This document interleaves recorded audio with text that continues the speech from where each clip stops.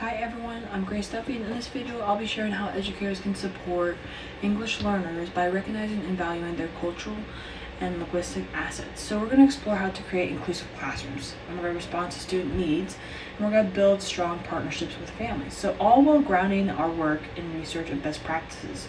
So culture influences students' approach to learning, so their responsibility to authority, and their involvement in school. So for example, students from certain cultures are raised to listen rather than to speak in class, which can be misinterpreted as a lack of engagement.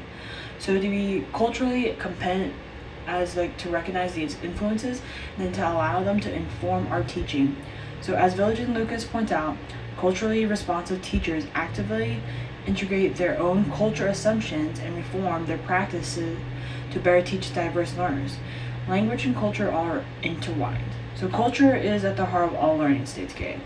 Unless students feel valued and welcome, they're not as likely to take language risks.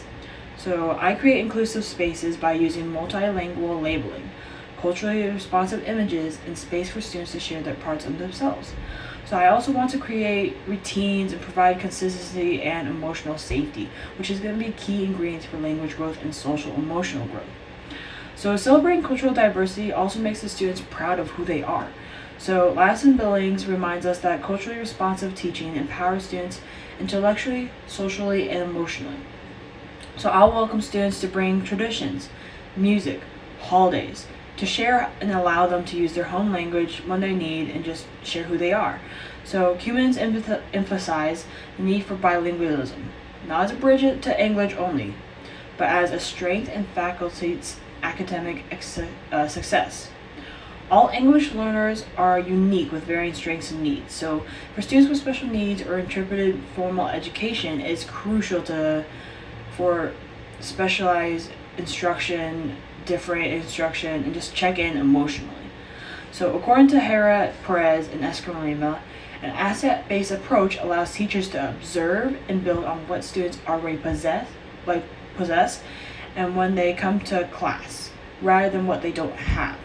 So understanding students' social and cultural backgrounds allows me to create classroom routines that will feel safe and just inclusive. So that is using visual models, model behaviors, and building in time and reflection and just checking in. So that way all students, especially ELS, can focus on learning instead of attempting to decipher things. So families and communities have a wealth of knowledge that is not normally tapped. So Mollett have created the concept of funds of knowledge, which refers to the practices, skills, and knowledge that exist in students' homes.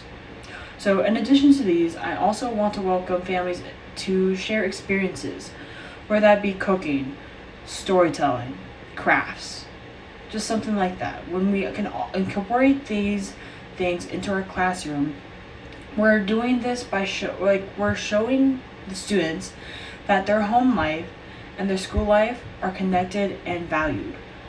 Most crucial is communication. I attempt to use translation softwares or bilingual newsletters or culturally responsive events. So Espin's model of family engagement reminds us that schools need to create partnerships that will empower families, not merely just inform them. So we can use multilingual parent nights, we could welcome parents into class, or even use apps like Talking Points or Remind, or just special apps like that to make sure that there's a two-way communication between us and the parents. I believe professionalism is showing up with care, preparation, and respect for the students, the families, and also just my colleagues. And this presentation and my video is just organized and includes research to support these ideas that I'm sharing today. And in my document that I will also submit is going to be my citations for those sources that I've spoken about.